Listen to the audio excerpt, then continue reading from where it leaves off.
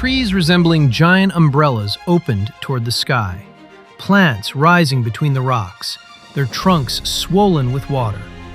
White sand dunes, turquoise lagoons, and caves whose darkness stretches for kilometers. If you were brought blindfolded to this island, lying in the northwestern Indian Ocean between the Horn of Africa and the Arabian Peninsula, you might believe you had awakened on another planet. But Socotra is extraordinary for more than its appearance. In fact, Socotra is not a single island at all, but an archipelago made up of 4 islands and 2 rocky islets. This small world holds the fears of ancient sailors, merchants' dreams of fortune, and legends of the Garden of Eden, all in one place. Today, however, this isolated world is entering a new era. The war in Yemen, the power struggle among Gulf nations, growing tourism, climate change, and invasive species are reshaping the island's future. This is Socotra, a natural laboratory protected by isolation for nearly 20 million years. Located 240 kilometers off the coast of Africa, Socotra was never easy to reach. Monsoon winds that intensified in summer, high waves, and the scarcity of safe harbors cut the island off from the outside world for months at a time. Yet Socotra was never completely forgotten. On the contrary, it stood at the edge of one of the ancient world's most valuable trade routes. Sailors arriving from India, East Africa, and Arabia stopped here in search of precious goods such as myrrh, aloe, and red resin. These resins, which we now associate with perfume or incense, carried far greater significance in the ancient world. They were burned in temples, used in funeral rites, added to medicines, and transported through trade networks that reached royal palaces. For merchants who controlled the route between the Red Sea and the Indian Ocean, Socotra was not a forgotten rock at the edge of the map.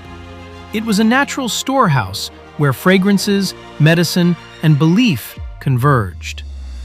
Hoq Cave, in the northeast of the island, is one of the silent witnesses to this history.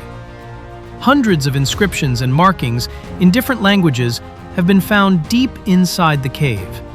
They show that sailors crossing the Indian Ocean during the 1st centuries AD stopped at Socotra. On the walls of a dark cave, traces left by people from India, South Arabia, Greece, and other cultures stand side by side. The strangest treasure these travelers encountered was the dragon's blood tree.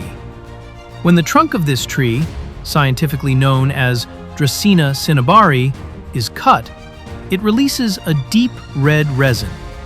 In the ancient world, the substance was used as medicine, dye, and varnish. Its color was so striking that the real explanation gradually disappeared beneath layers of legend. The legends differed, but the same image stood at the center of them all, a tree that appeared to bleed. Marco Polo also wrote about Socotra in the late 13th century. He described Christian communities among the islanders, as well as sorcerers believed to be capable of changing the winds and turning ships back. His account was shaped by observation, hearsay, and the imagination of his time. Yet it reflected an important truth.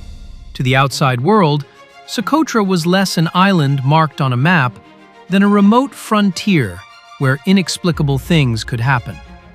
Then science arrived.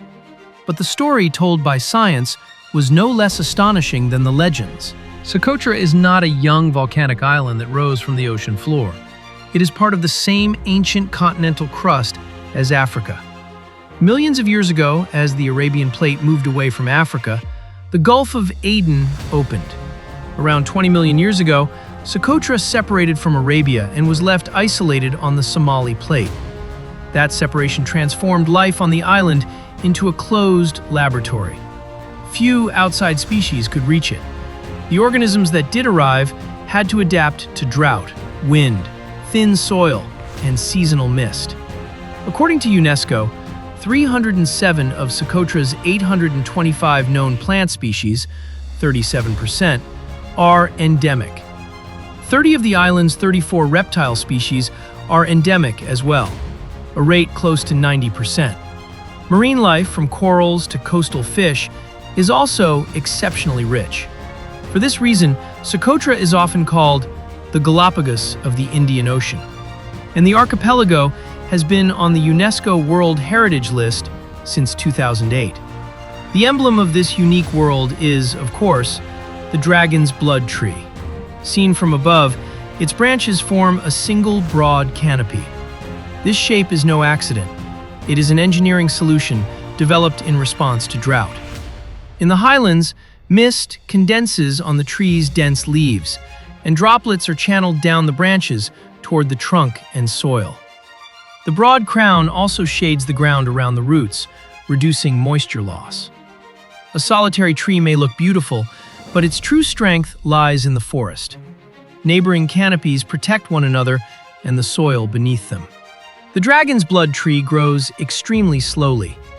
Age estimates suggest that some large specimens can live for more than 600 years. It takes decades for a young sapling to develop that magnificent umbrella shape. Socotra's other plants are every bit as astonishing as the dragon's blood tree. The Socotra desert rose, known for its pink flowers, stores water for dry periods in a thick, bottle-shaped trunk. Some Socotran plants are distant living relatives of ancient plant communities that covered much larger regions millions of years ago. But what truly makes them remarkable is not only their past, it is the unique way they responded to drought, wind, and water scarcity throughout their long isolation. So yes, this looks like one of the most alien landscapes you can visit on Earth. Every curve, every thick trunk, and every tiny leaf of these so-called space plants has been shaped to retain water, resist the wind, or survive the scorching sun. Another ecosystem, just as complex as the strange forests on land, extends along Socotra's shores. UNESCO records 253 species of reef-building coral, 730 species of coastal fish, and 300 species of crab, lobster, and shrimp around the archipelago. The meeting of different ocean currents around Socotra brings species originating in Africa, Arabia, and the Indian Ocean together in the same waters. But being found nowhere else makes a species as vulnerable as it is special. An endemic organism lost on Socotra cannot continue to exist in another country or on another continent. Here, extinction is not local, it is global. Human life on the island was shaped by this isolation as well. Socotrans made their living through fishing along the coasts and through livestock herding and date cultivation inland. Mountains, valleys, and caves became not only places to live, but also parts of the island's oral memory. The Socotri language is not a dialect of Arabic. Together with languages such as Mehri and Shehri, it belongs to the modern South Arabian language family.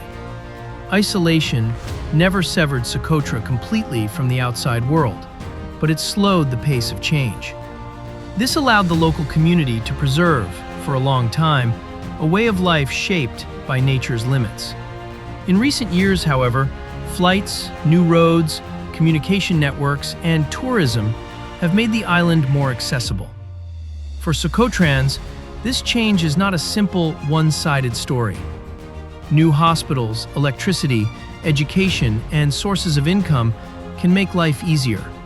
But unplanned growth can impose a heavy cost on water resources, waste systems, local culture, and the fragile ecosystem. Socotra's problem is not modernization itself.